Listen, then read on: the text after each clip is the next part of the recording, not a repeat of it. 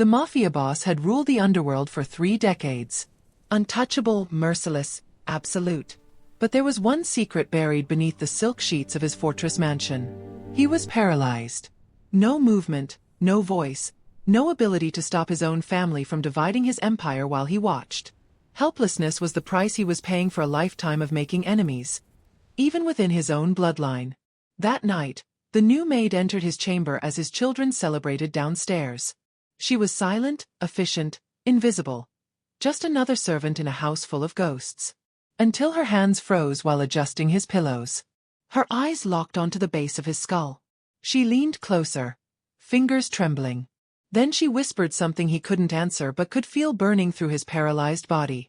With surgical precision, she reached behind his neck and extracted something small, something hidden, something no doctor had been paid enough to find. Carrie D. Flores felt his chest seize. A violent surge of electricity tore through his spine. And then, for the first time in 8 months, his finger moved. Just one finger.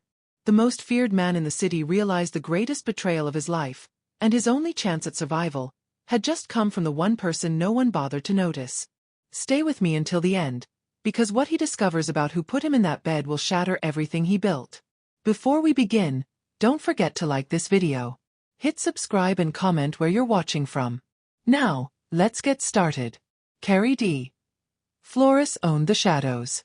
Every smuggling route through the harbor, every judge who looked the other way, every politician whose career survived only because Carrie allowed it, they all bore his fingerprints. Men who commanded armies wouldn't meet his gaze. Federal agents turned their investigations into dead ends when his name appeared in the files. Corporate executives signed billion-dollar contracts with a single phone call from his private line. For 28 years, he had built an empire on calculated violence, unwavering loyalty, and the kind of silence that made people confess their sins before he even asked. But Carrie's silence for the past 8 months had been different. While his associates assumed he was finally paying the price for decades of ruthless living, the truth was far more sinister. Carrie D. Flores hadn't felt his legs move in 247 days. Hadn't spoken a word in 33 weeks. Hadn't been able to scream when his own son stood at the foot of his bed and discussed funeral arrangements while Carrie's eyes were wide open. He read the greed on every face that entered his room. He felt the vibrations of footsteps that grew lighter, more careless, as his condition worsened.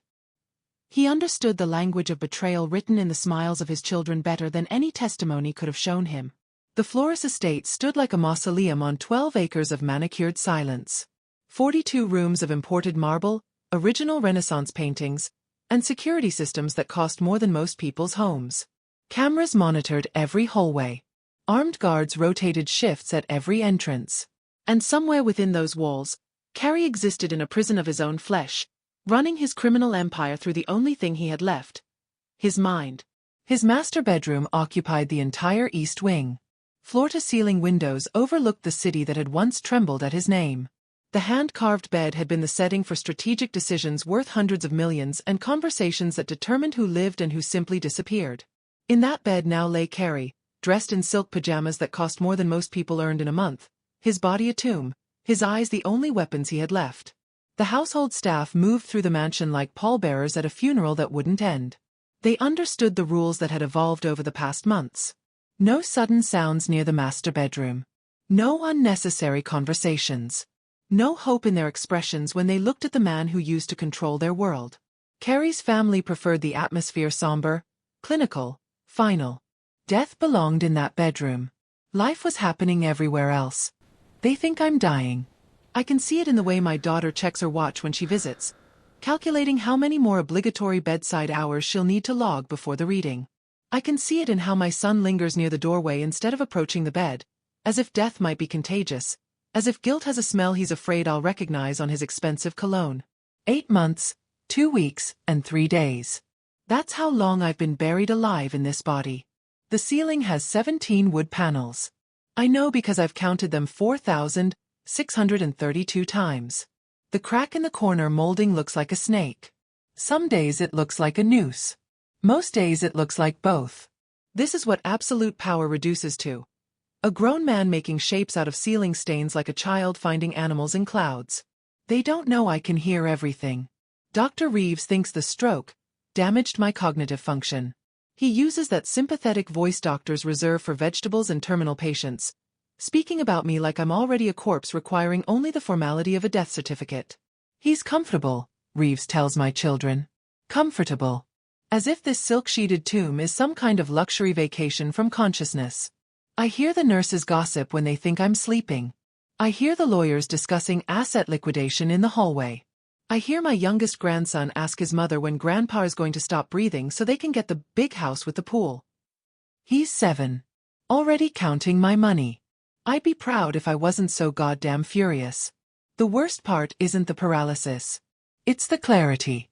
My mind works perfectly, running scenarios, tracking conversations, identifying inconsistencies in the stories my family tells about my sudden decline. A stroke doesn't happen this cleanly. A stroke doesn't shut down a body while leaving the eyes functioning, the mind screaming. But who questions the diagnosis when the patient is a 73-year-old man who's made more enemies than most people make acquaintances? I built an empire by noticing what others missed.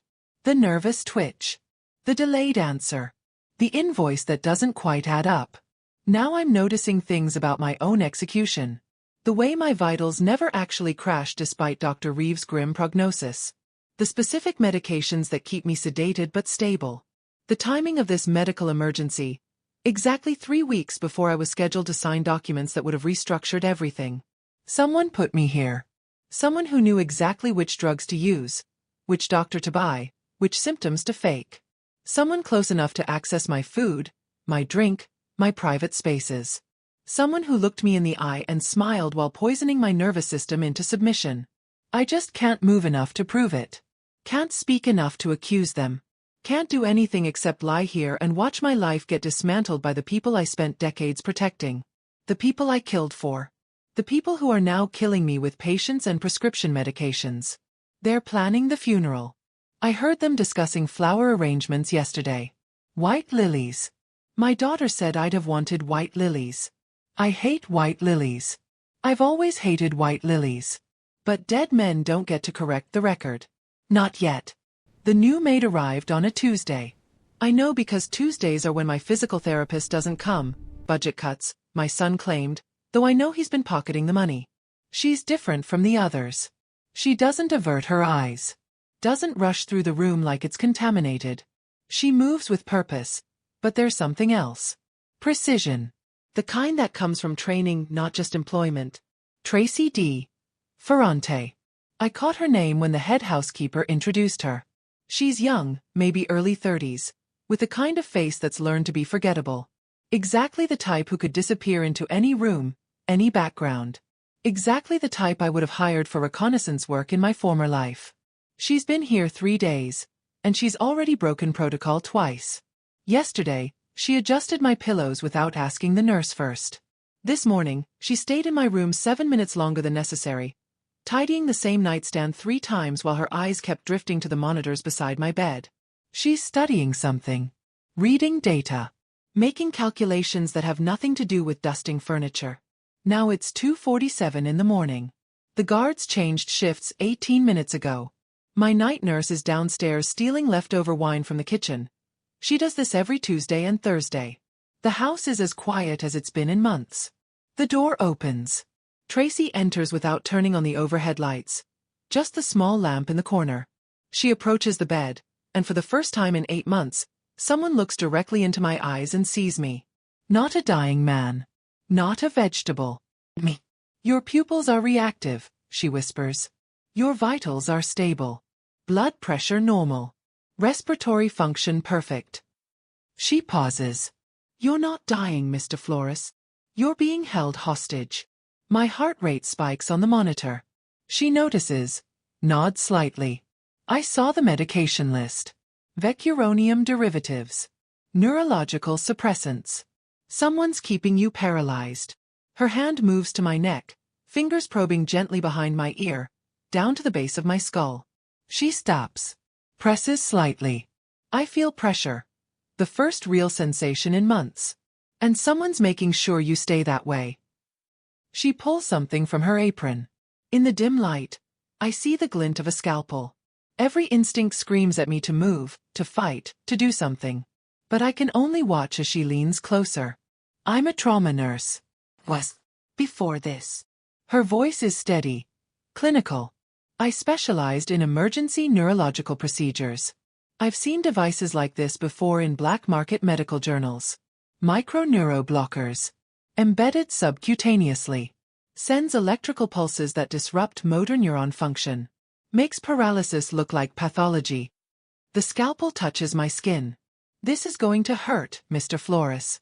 But it's the only way you'll ever move again. If I'm wrong, I'm dead by morning. If I'm right. She meets my eyes one more time. If I'm right, then we both are unless you can remember how to stand. I can't nod. Can't consent. Can't tell her that I've spent 8 months praying for exactly this kind of insanity. She cuts. The pain is exquisite.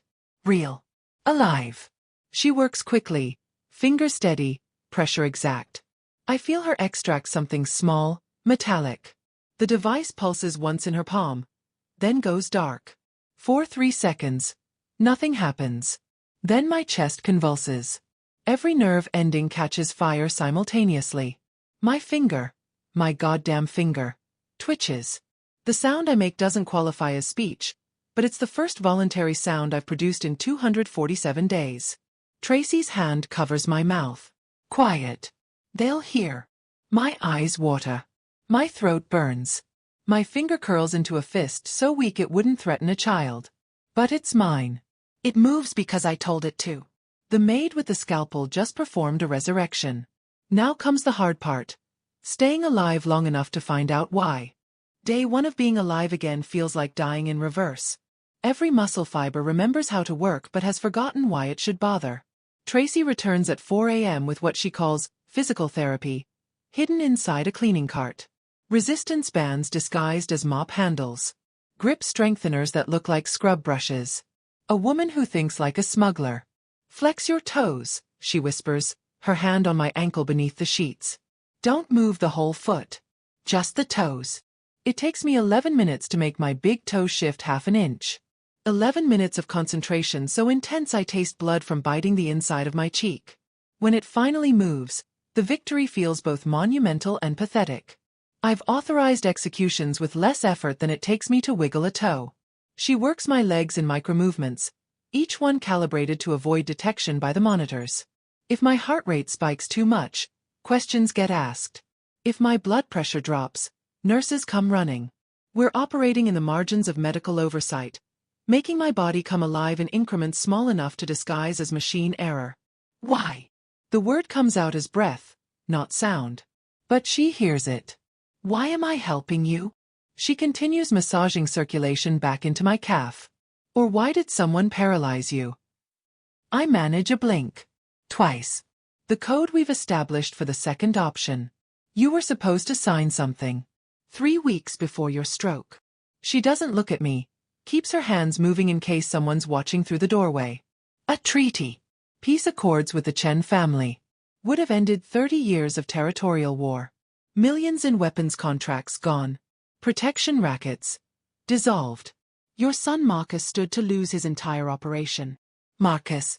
My oldest. The one I'd been grooming to take over the legitimate businesses while I phased out the violence. The son who'd looked me in the eye and promised he wanted out of the life.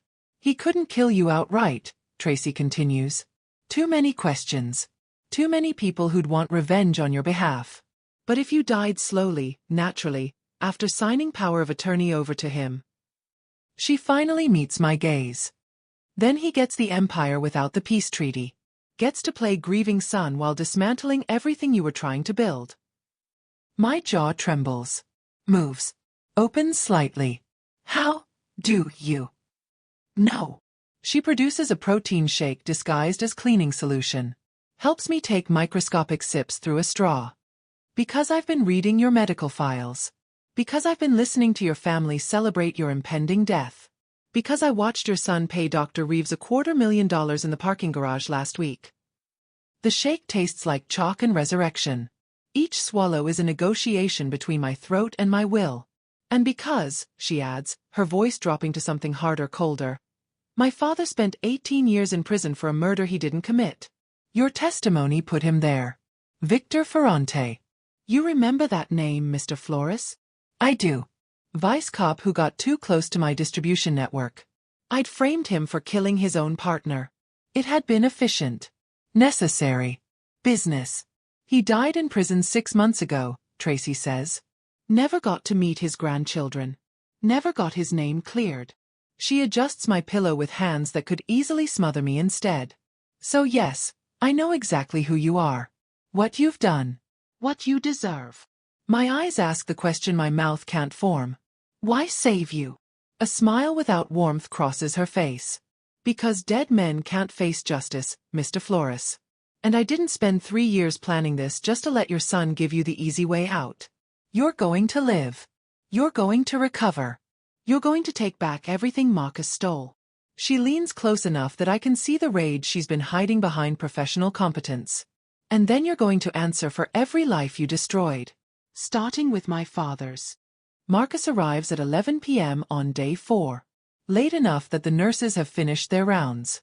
Early enough that he's sober. I hear his footsteps in the hallway. Confident, unhurried. The walk of a man who believes he's already won. Tracy left 6 minutes ago after our session. My right hand can now form a complete fist. My left can manage 3 fingers. My voice works in whispers that sound like they're coming from a grave. She's hidden the resistance bands inside the decorative pillows, the grip strengtheners in the drawer beneath folded linens. Everything appears exactly as it should in a dying man's room. The door opens. Marcus doesn't knock. Why would he? Dead men don't require courtesy. Still breathing, I see. He crosses to the window, his back to me. Always his back. He's done this before, I realize. Come here when he thinks I'm too far gone to comprehend. Dr. Reeves says maybe another week. Your heart's stronger than expected. Inconvenient, but manageable. He turns, leans against the windowsill. My son. 6 feet tall, my eyes, his mother's mouth. Wearing a suit I bought him for his 30th birthday. A Patek Philippe watch I gave him when he made his first million. Everything he has I provided. Everything he is I created. You know what's funny, Dad? He moves closer to the bed. I used to be terrified of you. Literally shaking in my shoes, terrified. You'd walk into a room and I'd forget how to breathe properly. He laughs, soft and bitter. Now look at you. Can't even blink without effort. My eyes are open. Staring at the ceiling. Playing the part Tracy choreographed. Unresponsive. Absent. Already gone. The peace treaty was a mistake, Marcus continues. You were going soft. Talking about legacy, about legitimacy, about getting out while we still could.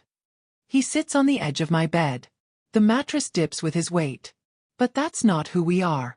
That's not who I am. You built this empire on blood, and blood is what keeps it running. His hand rests near my arm. Close enough to touch. Close enough that if I had full strength, I could grab his throat and end this right now. Chen's daughter came to me 3 months before your stroke. Smart woman. Pragmatic. She understood that peace was bad for business. We made an arrangement. Split the territories you were going to surrender. Keep the war going just loud enough to maintain profit margins. Keep the weapons moving. Keep the bodies dropping. He's confessing. Every word is a nail in his own coffin, and he doesn't even know I'm building it. The device was her idea. Something they use in Beijing for political prisoners. Completely undetectable unless you know exactly what you're looking for. And why would anyone look? You're 73. You've survived 4 attempts on your life. A stroke makes perfect sense. My heart rate monitor beeps steadily. Tracy showed me how to control my breathing, how to keep my vitals flat even when rage is trying to spike every number. I want you to know something, Dad. Marcus leans closer. I can smell his cologne. Expensive. Italian. The one I wore for 20 years before I quit. I don't hate you. I actually respect what you built. I just respect it enough to not let you destroy it with sentiment. He stands, straightens his jacket. Prepares to leave. Mom would have understood, he says to the ceiling, to the ghost he thinks I've become. She always said you were too ruthless to die peacefully. Guess she was half right. The door closes. His footsteps fade down the hallway. The house settles back into its expensive silence. I count to 100. Then 200. making sure he's gone, making sure no one followed him. Then I move my hand. Slowly, deliberately, I curl every finger into a fist and imagine it closing around my son's throat. Tracy was right. Dead men can't face justice. But I'm not dead yet. And when I stand again, Marcus is going to learn exactly where he inherited his ruthlessness from. Tracy arrives at 3 a.m. with something hidden beneath a stack of fresh linens. She sets them on the chair, then produces a file folder. Medical records. My medical records. I need you to stay calm, she whispers, positioning herself between me and the door. Your heart rate can't spike above 78 or the night nurse will check on you. I've progressed to moving my head slightly. I manage a small nod. She opens the folder. Pages of lab results, prescription orders, physician notes. All signed by Dr. Harrison Reeves, my personal physician for 19 years. The man who delivered my grandchildren. Who played golf with me every Sunday. Who I trusted with my life. Vecuronium bromide, Tracy reads, keeping her voice clinical. Administered in microdoses through your 4-drip. It's a paralytic used during surgery. Except you're getting a continuous feed, calibrated to keep you immobile but not dead. Too much and your heart stops. Too little and you start moving. Dr. Reeves has been walking that line for 8 months. She flips to another page. Prescription orders. The dates tell the story. He started 3 days before your stroke. Small amounts mixed with your blood pressure medication. Then increased the dosage once you were bedridden and blamed everything on neurological damage. Her finger traces the timeline. The neuroblocker device kept you paralyzed. The vecuronium kept you sedated. Together, they created a perfect medical mystery that no one questioned. My jaw clenches. She notices, places a warning hand on my shoulder. There's more. He's been supplementing with benzodiazepines. Rohypnol derivatives. Date rape drugs, essentially, to keep your cognitive function suppressed during visiting hours. That's why you have gaps in your memory. Why some days are clearer than others. She produces another document. Bank statements. Reeves' personal accounts. Marcus has paid him $1.2 million over 8 months. Structured payments. Small enough to avoid scrutiny. Large enough to buy complete loyalty. She meets my eyes. He's been keeping a journal. Insurance, probably, in case Marcus decides to eliminate loose ends. Very detailed. Times, dosages, concerns about your resilience. He noted last week that you're developing a tolerance. Recommended increasing the vecuronium or switching to a different paralytic. My hands shake with rage I'm trying to contain. The monitor beeps. 76. 77. 78. Breathe, Tracy commands. You can kill him later. Right now, we need him alive. She's right. I force my breathing into rhythm. 77. 75. 72. The good news is I've been replacing your 4 bags, she continues. Started 2 days ago. You're getting saline now instead of poison. That's why your recovery is accelerating. Your nervous system is purging the chemicals. How long? My voice is still gravel, but the words form completely. Until you can walk? Maybe a week. Until you're strong enough to fight? 2, possibly 3. Your muscles have atrophied significantly. We're racing against Marcus's timeline. She produces a syringe from her pocket. This is a stimulant. Carefully dosed. It'll help rebuild neural pathways faster, but it's going to hurt. I don't hesitate. Extend my arm as much as I can manage. She injects directly into my muscle. The burn is immediate, spreading like gasoline catching fire. Every nerve ending screams. My back arches. The monitor shrieks. 89, 92, 95. Tracy's hand clamps over my mouth. Quiet. Ride it out.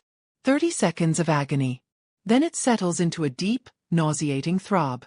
But underneath the pain something else. Strength. Real strength flooding back into limbs that forgot what power felt like. We need to move faster, she says, checking the hallway. Dr. Reeves visits tomorrow morning. He'll notice the improvement. He'll know something's wrong. I manage to turn my head fully toward her. First time I've done that under my own control.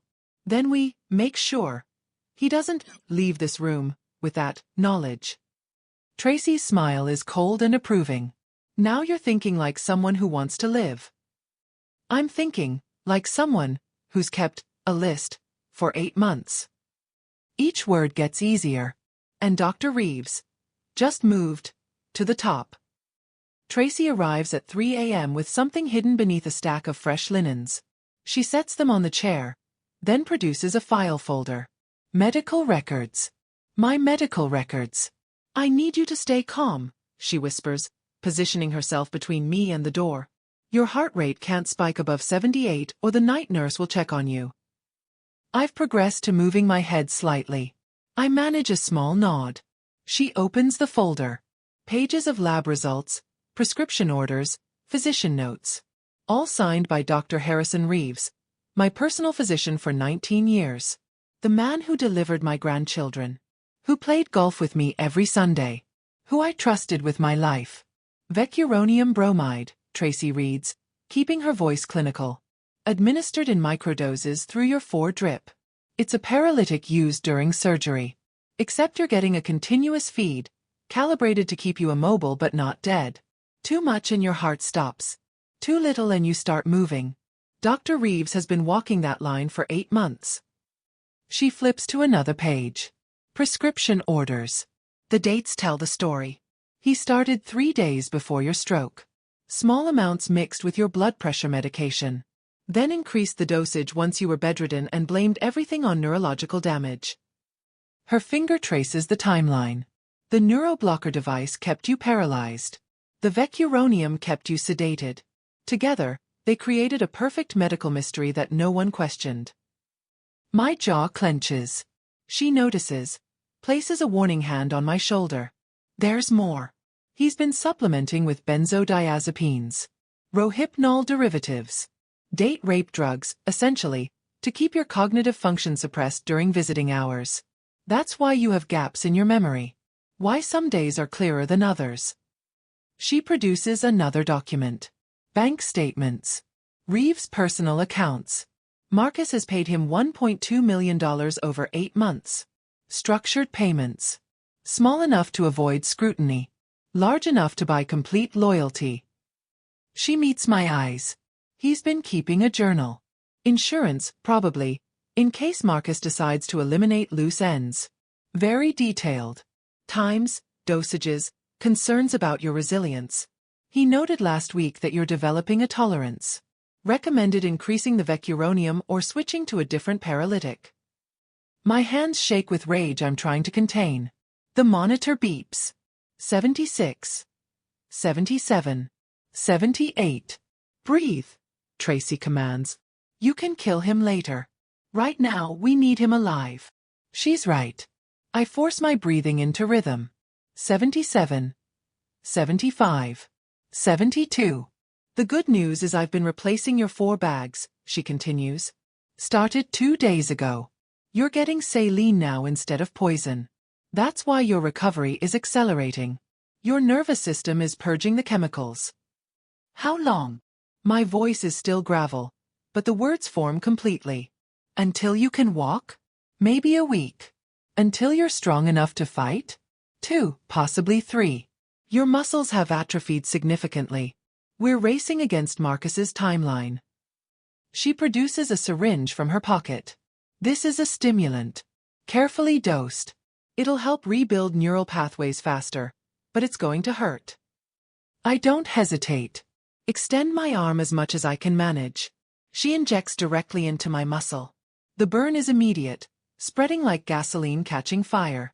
Every nerve ending screams. My back arches. The monitor shrieks. 89, 92, 95. Tracy's hand clamps over my mouth. Quiet. Ride it out. 30 seconds of agony. Then it settles into a deep, nauseating throb. But underneath the pain something else. Strength. Real strength flooding back into limbs that forgot what power felt like. We need to move faster, she says, checking the hallway. Dr. Reeves visits tomorrow morning. He'll notice the improvement. He'll know something's wrong. I manage to turn my head fully toward her. First time I've done that under my own control. Then we make sure he doesn't leave this room with that knowledge. Tracy's smile is cold and approving. Now you're thinking like someone who wants to live. I'm thinking like someone who's kept a list for 8 months. Each word gets easier. And Dr. Reeves just moved to the top. The morning of the gala, they gather in the dining room for what Marcus is calling a pre-celebration strategy session. Really, it's a signing ceremony. The final transfer of power from a dead man to his successor. I watch from the second-floor balcony, hidden behind the marble columns that overlook the space. Tracy stands beside me, ready to catch me if my legs give out. They won't. I've walked 14 steps this morning without support. Tomorrow I'll walk 15. Marcus sits at the head of the table. My chair. My position. He wears a navy suit I've never seen before. Custom-tailored. Expensive. Purchased with confidence that he'd be sitting in that exact spot. My daughter Elena sits to his right. 38 years old. My only daughter. Wearing her mother's pearls and her father's talent for deception. She's checking documents, signing papers, playing the role of dutiful sister while her bank account swells with my money. The attorneys are present. Morrison and Chong from the firm I've used for 30 years. Men I've paid millions to protect my interests. Now they're facilitating my execution with the same professional courtesy they showed when I was alive. The medical power of attorney is already filed, Morrison says, sliding documents across the mahogany table. With Dr. Reeves' certification of cognitive impairment, Marcus has full legal authority over all estate decisions.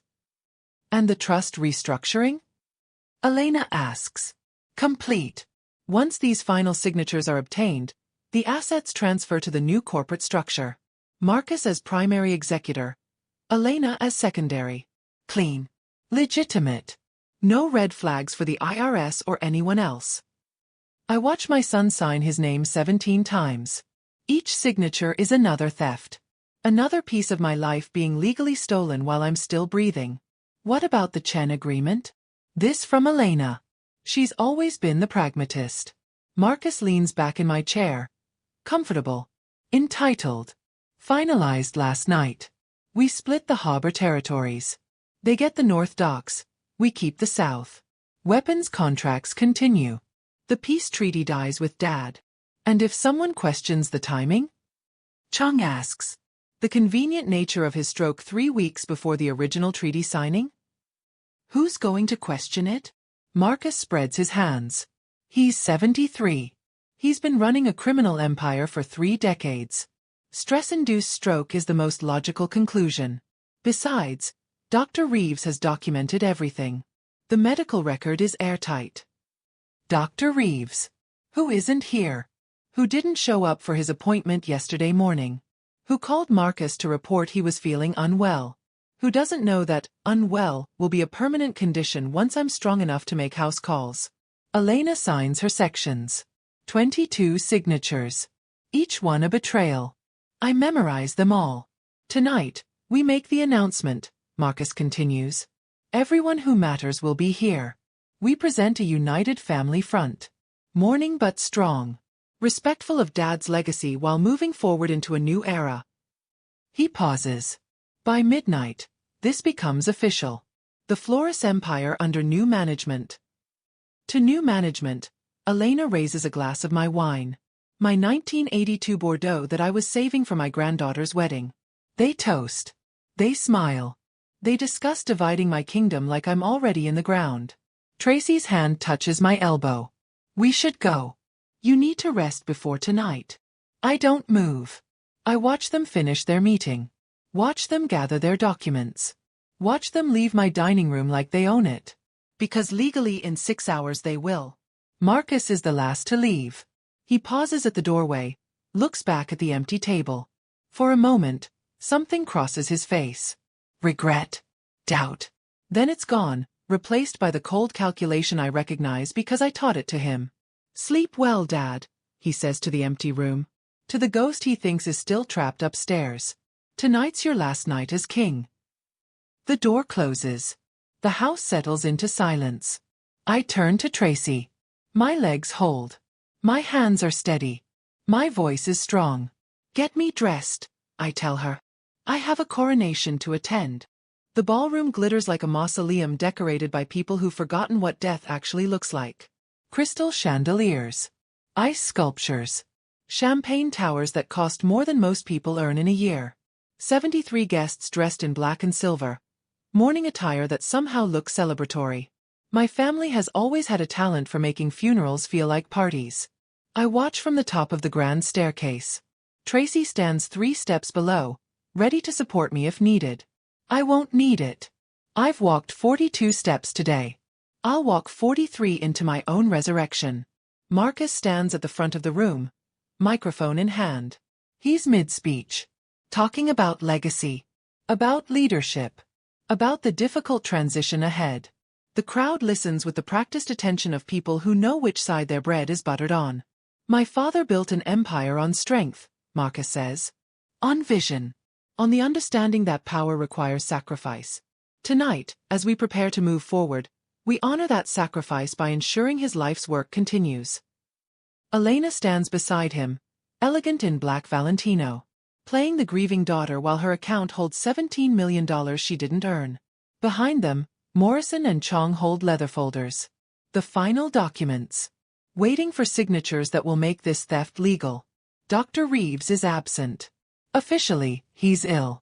Actually, he's in a private hospital being treated for a sudden and mysterious neurological condition that's left him unable to speak. Tracy's work. Insurance that he won't warn Marcus before I'm ready. I descend 1 step.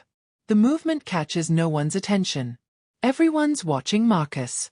So tonight, we celebrate not an ending, but a beginning. The Flores family, united in purpose, moving into a new era of. I take another step. Then another.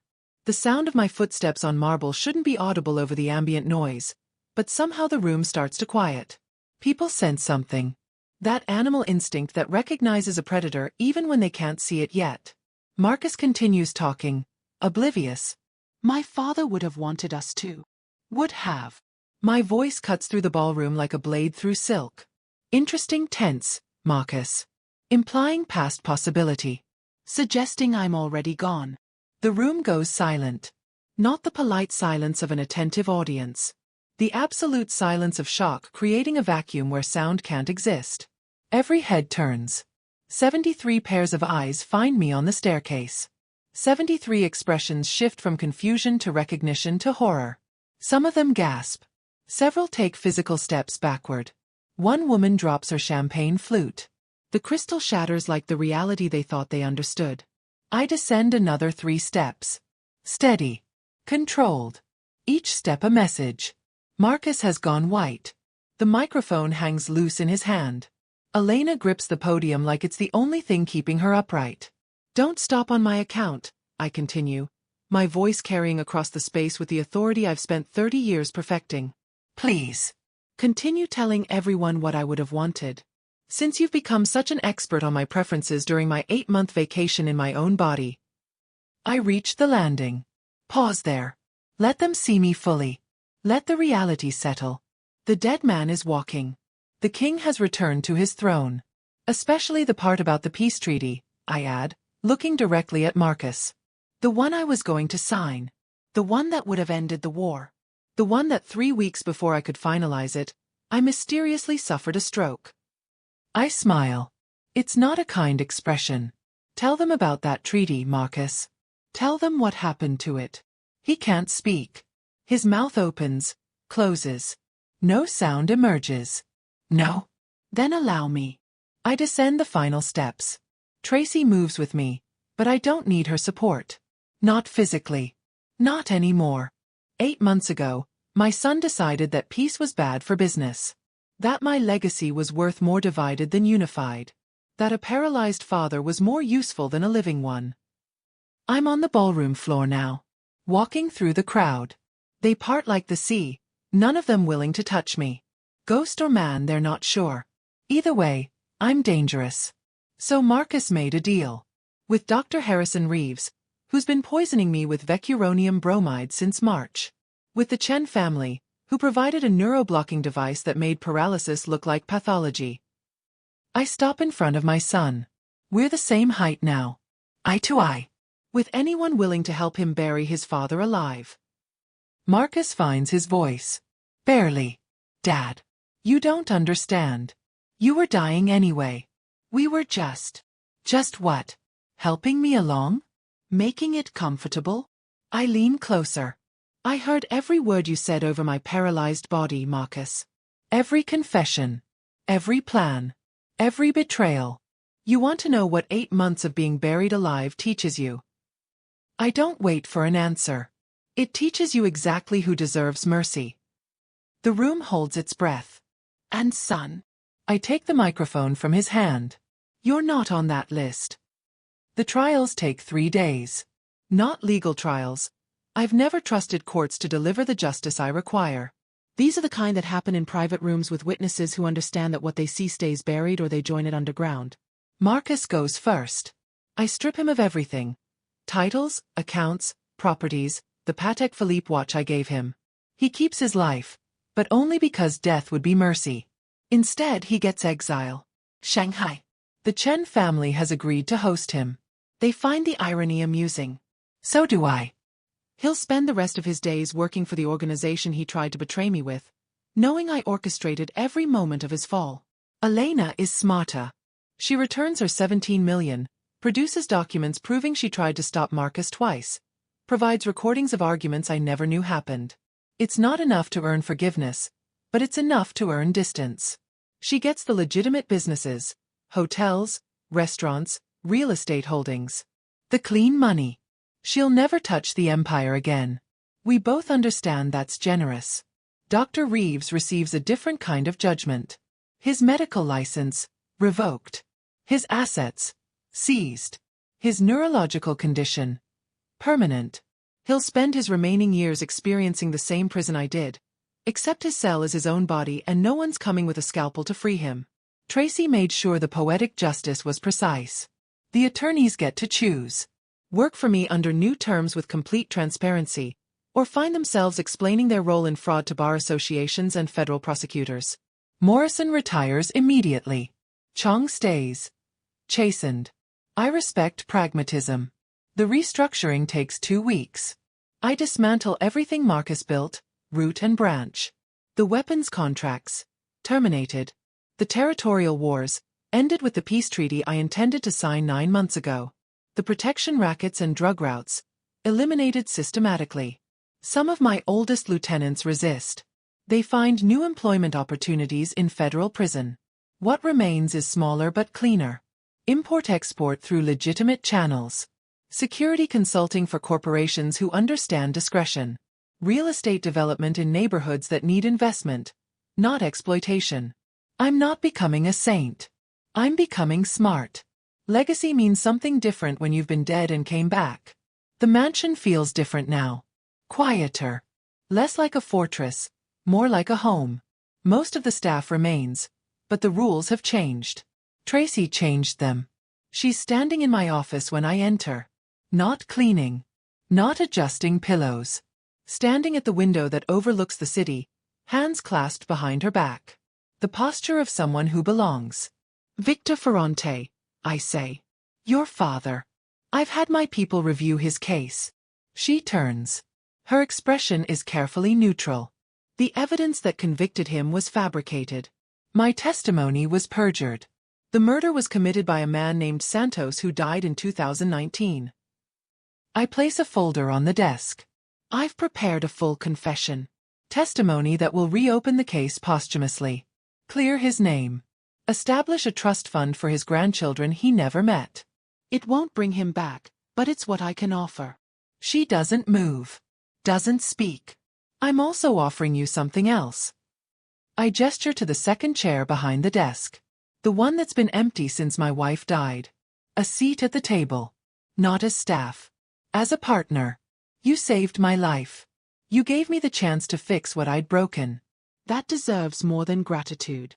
You think clearing my father's name and offering me a job settles your debt? Her voice is sharp. No. Nothing settles that debt. I took 18 years from a good man. Destroyed his family. Ended his life. There's no balance sheet that makes that right. I meet her eyes directly. But I'm offering you the power to make sure it never happens to anyone else. To rebuild this organization into something that doesn't create more Victor Ferrantes. To ensure the empire I built on blood becomes something worth inheriting. She moves to the desk, picks up the folder, reads my confession carefully, sets it down. I want full authority over all legal matters. Veto power on any operation that targets law enforcement. And every year on my father's birthday, we fund a scholarship for children of wrongfully convicted parents. Done. And you publish that confession. Not posthumously. Nah. You face the consequences while you're alive to feel them. That will cost me federal attention, media scrutiny, the comfortable distance I've maintained between my public face and private reality. Done, I say anyway. Tracy extends her hand. I take it. The handshake of equals. Then I accept, Mr. Flores. Carrie, I correct. Partners use first names. She almost smiles. Then you should call me Tracy. And the first thing we're doing is firing every doctor in this city who takes bribes. I do smile. I like how you think. She sits in the chair. Fits perfectly. Like she was always meant to be there. The ghost walked. The empire survived. And the woman who saved me might just save it too. If you enjoyed this story and felt the tension, please consider subscribing. It really helps the channel, and more Mafia stories are on the way.